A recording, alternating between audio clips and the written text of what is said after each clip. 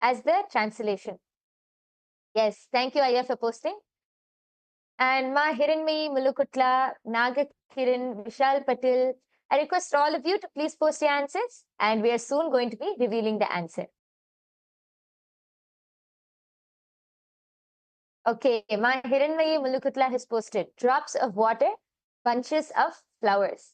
Okay, thank you so much, Ma, for posting. If anyone else has anything to post, please go ahead and post now. We are soon going to be revealing the answer.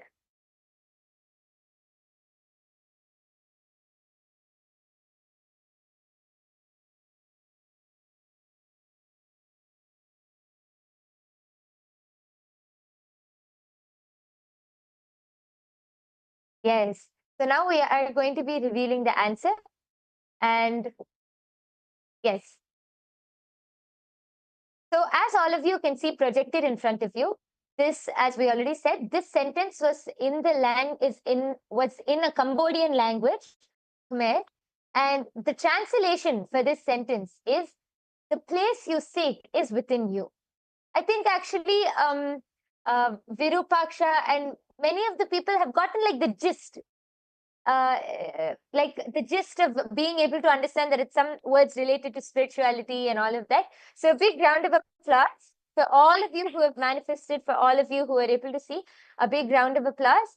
And yes, I request all of you also, you can head to the link which is projected below. You can head to that link and post your answers. You can share your power manifestation results.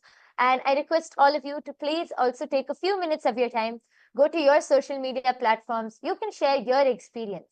What was your experience during this whole session? Because as you share your experience, you're able to enrich more and more people to also come and experience the same. So we have one last round for all of you. And I hope all of you are ready. The slide is going to be projected now. We are entering into the third round. Yes. And as all of you can see, this is also another sentence. This is in the language Thai. So I request all of you to sit straight, chant the Mahavakya, connect to Swamiji and see what is the translation for this sentence which is projected. Nityananda Paramashivoham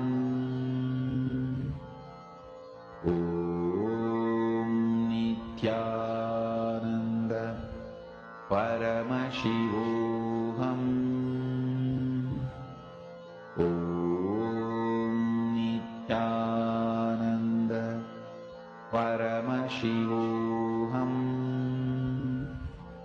Om Nityananda Paramashivoham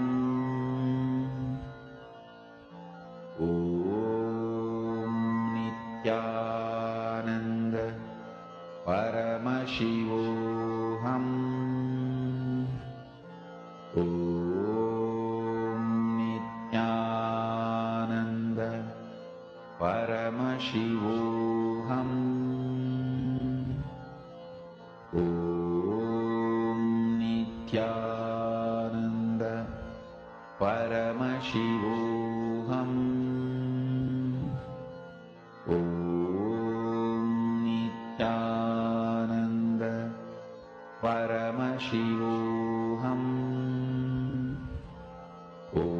Om Nityananda Paramashivoham Om Nityananda Paramashivoham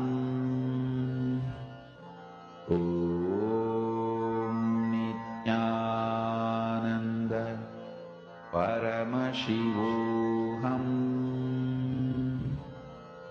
Om Nityananda Paramashivoham Om Nityananda Paramashivoham Om Nityananda Paramashivoham Om Nityananda Paramashivoham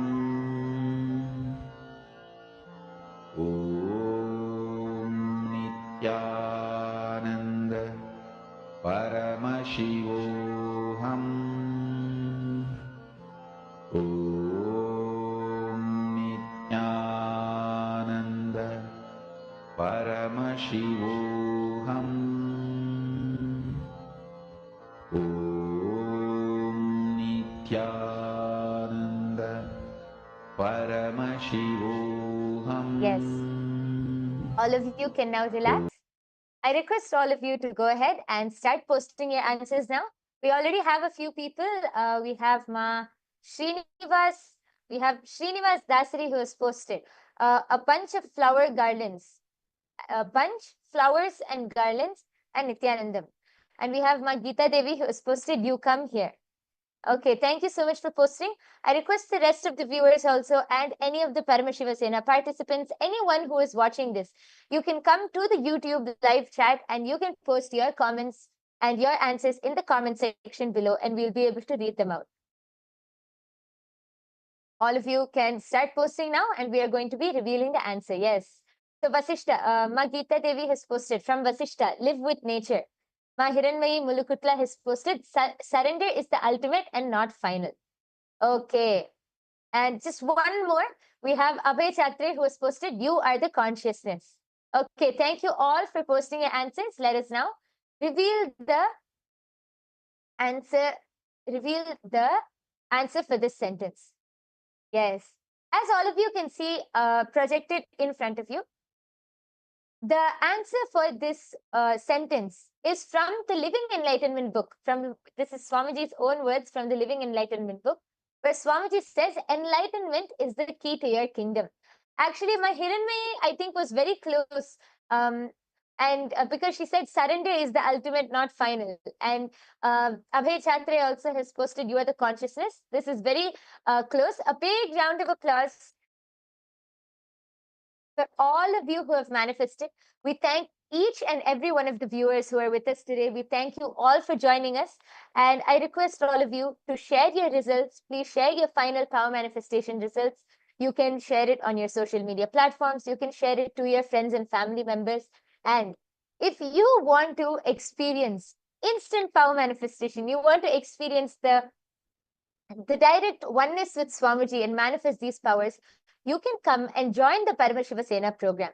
In this Paramashiva Sena program, you'll have so many intimate, close sessions with Swamiji, so many powerful initiations with Swamiji, where you can learn more about power manifestation and directly manifest these powers yourself. So don't miss out on this opportunity. I request all of the viewers, please take your time and come sign up for the Paramashiva Sena program. It will be a life transforming decision for each and every one of you. So with this, we come to the conclusion of today's power manifestation session. Once again, we thank each and every one of you for joining us, and let us end the session with the Purna Mantra. I request everyone to sit with your head, neck and spine in a straight line. Fold your hands in the Atmanjali Mudra. Close your eyes. Take 2 minutes, take just a few seconds to offer your gratitude to Swamiji for revealing this amazing science to each and every one of us. Om Purnamadah Purnamidam Purnat Purnamudachyate Purnasya Purnamadaya Purnamevavasishyate. Om Shanti Shanti Shanti Harihi Om Tat Sat. Sarvam Bhagavad Shri Nithyananda Paramashiva Padukarpanamastu. Om Nithyanandam.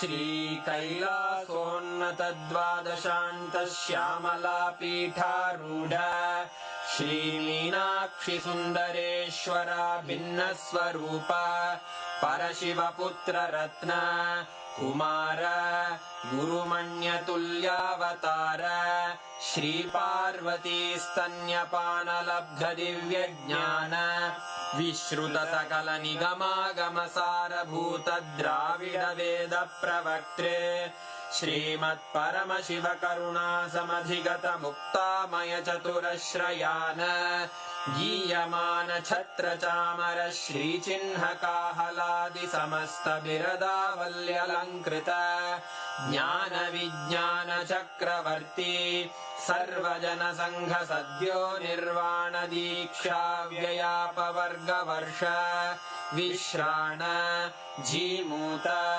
परमत कलभ Kesari शैव सिद्धांत स्थापनाचार्य श्रीराजाधिराज पांड्य महाराज गुरु क्षपण शाक्यादि महांधकार निवारण ज्ञान भानु वीक्षणानर्हार्ह ध्वजोच्छेदन पूर्वक श्रीमद्वृषभध्वज स्थापक शैव समय कर्त्रे सर्वज्ञ पीठारूढ़ श्री जगद्गुरु श्री ज्ञान संबंध देशिक स्वामी वागीश सुंदर माणिक्य वाचक स्वामिनां अवतार भूत श्री ज्ञान संबंध स्वामी पुनरुद्धृत श्यामला पीठ सर्वज्ञ पीठ त्रिनवत्युत्तर द्विशततम गुरु महासन्निधान अरुणगिरि योगीश्वर परंपरागत अरुणाचल सर्वज्ञ पीठ गुरु महासन्निधान कैलास परंपरागत कांची कैलास सर्वज्ञ पीठ त्रयस्त्रिंशदुत्तर द्विशततम गुरु महासन्निधान नित्योत्सव नित्य मंगल नित्य कल्याण नित्य रजित कैलास परंपरागत आदि कैलास नित्यानंद पीठ महासंस्थान महासिंहासन पीठ कर्तः साक्षात् श्री परमशिव समुद्भूत कैलास परंपरागत वैवस्वत मनु इक्ष्वाकु हरिश्चंद्र भगीरथ श्रीरामचंद्र शूरसेन इत्यादि अनवच्छिन्न सार्वभौम चक्रवर्ती परंपरागत चतुष्षष्टि योगिनी मंडित चतुष्षष्टि संप्रदाय प्रवर्तक मनुधर्म शासन सूर्यवंश प्राप्त सर्वज्ञ पीठ सुरांगी साम्राज्य मूर्धाभिषिक्त चूड़ामणे साक्षात् श्री परमशिव समुद्भूत कपिल महागुरु पुनरुद्धृत महानिर्वाणि पीठ अष्टोत्तर सहस्र श्री महामंडलेश्वर साक्षात् श्री परमशिव सिंहासनाभिषिक्त समस्त गणनायक श्री महागणपति समारंभ अनवच्छिन्न पीठाधीश्वर गुरु परंपरा प्राप्त अटल पीठ अष्टोत्तर सहस्र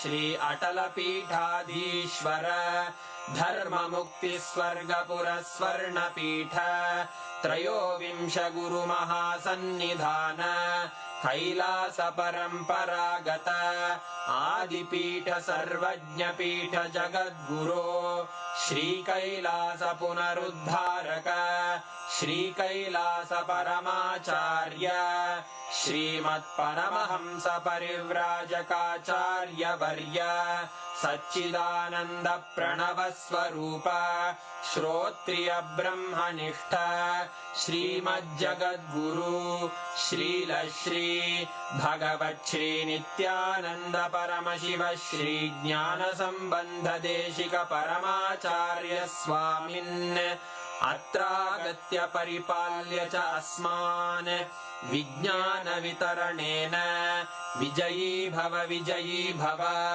जय जय।